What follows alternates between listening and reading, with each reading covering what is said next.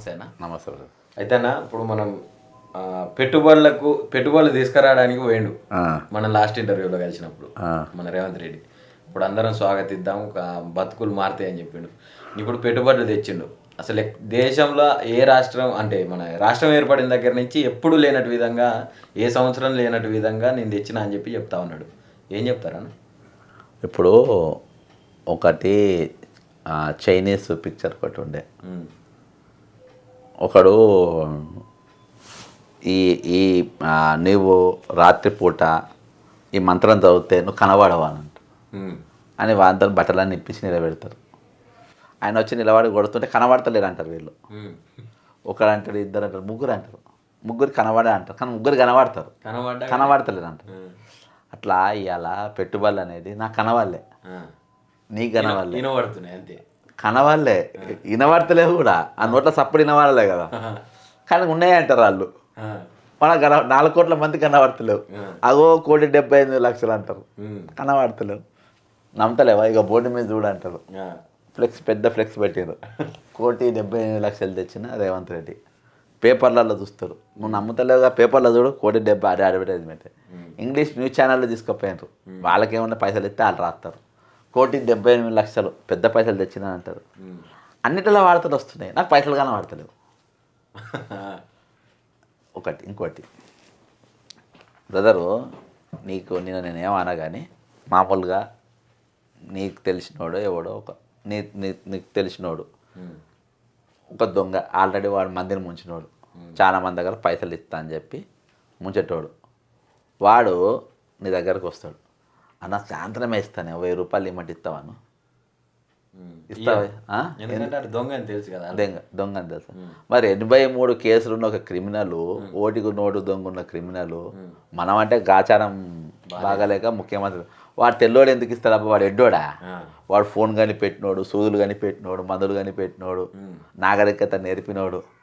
వాడు ఈయన పోయి అడగగానే 1 కోటి రూపాయలు ఇచ్చే, 1,78,00,000 ఇచ్చేసి మా దగ్గర ఫ్యాక్టరీలు పెట్టుకోవాలనగానే వారం రోజులలో సంచులలో నింపిస్తే విమానంలో వేసుకొని వచ్చినారు వీళ్ళు. ఈ లంగ మాటలు ఎవరికి చెప్తారు చెప్పివి?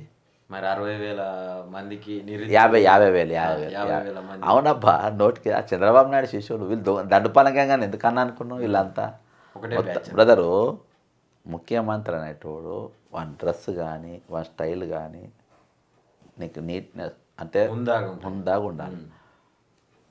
స్విట్జర్లాండ్లో లైటింగ్ కొట్టడానికి పోయినట్టు లంపెన్ బాబు లెక్క తయారైండు. డల్లాస్కు లైటింగ్ కొట్టేటోనికి పోతారు చూసినావా?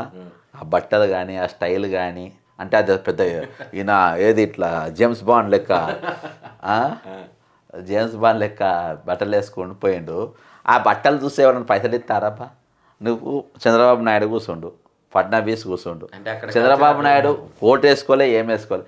ఈయన 75 ఏళ్ళ ముసలాయనకేమో చలి పెట్టది, నీకేమో చలి పెడతాది. అక్కడ ఫారెన్లో కొంచెం పాష్ ఉండాలని చెప్పి అట్లా ఏమన్నా ప్లాన్ చేసి. అవును, లైటింగ్ కొట్ట నీకు పోయినట్టు ఉండదు అంటున్నా.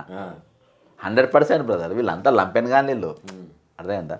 చంద్రబాబు నాయుడు ఈయనకేమో చలి పెడుతుందంట, ఆయనకంటే వయసు 54 ఏళ్ళలో, ఈయన 75 ఏళ్ళకేమో చలి పెడతలేదా?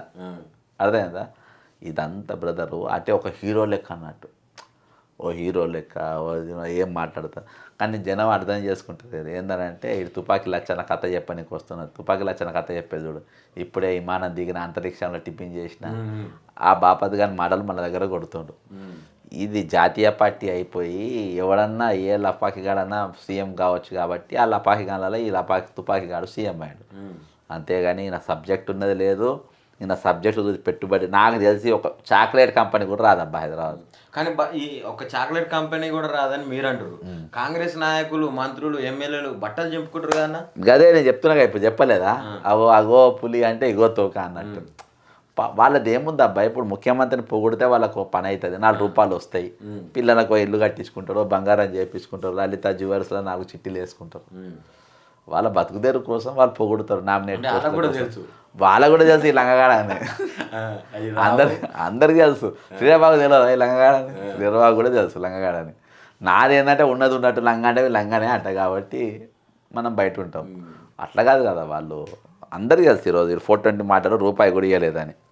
అందుకని శ్రీరాబాబు ఫోటోలు ఎక్కడ కూడా లేవు చూడు, నేను చెప్పా బ్రదర్ నువ్వే చెప్పుకో అని అంటే ఈయనే చెప్పుకుంటాడు. ఇప్పుడు పొంగులేటి శ్రీనివాసు ఆయన ఒక ఏమంటారు ఆమె యూజ్లెస్ నాన్ సెన్స్ అన్నాడు. అదే కామన్ సెన్స్ లేదా అని చెప్పి ఆమెను ప్రస్తావించిండు అనమాట.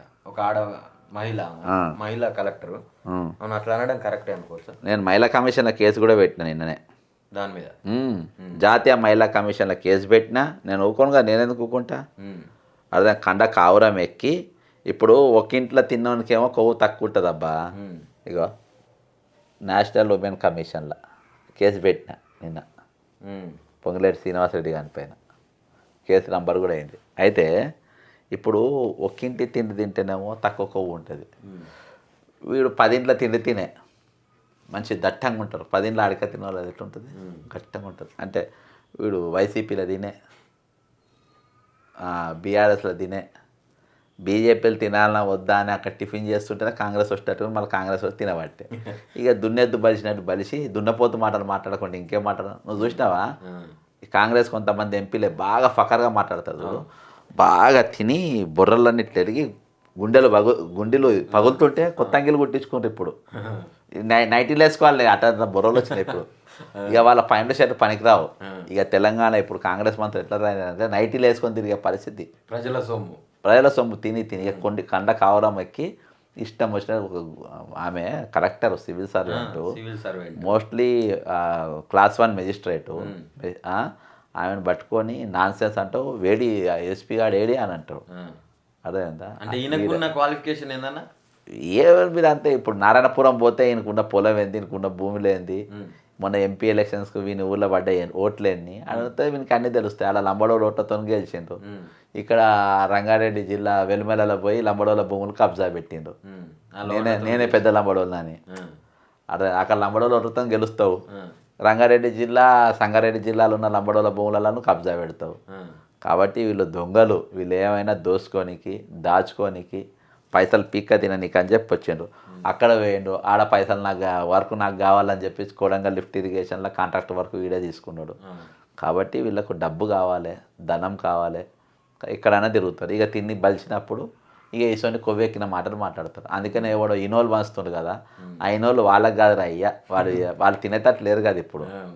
ఇప్పుడు తిని ఇటువంటి కండకావరం మాటలు మాట్లాడతాను కదా, వాళ్ళకి ఒక్కొని బొర్రలు వలుగుతున్నాయి.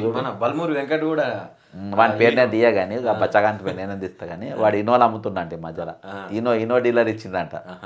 ప్రభుత్వం మీరు ఫ్రీగా పంచితే మేమే డీలర్షిప్ మేమే పైసలు ఇస్తామంటే ఇక అందరు పంచగా తిరుగుతున్నట్టుంది. అందుకని ఇనోలు మంత్రులకు ఇవ్వాలి. మొన్న ఒక ఆయన షాద్నగర్ ఎమ్మెల్యే వెల్బోలను తిట్టిండు చూడు, ఆయనకో ఇనో ప్యాకెట్ అర్థమైందా.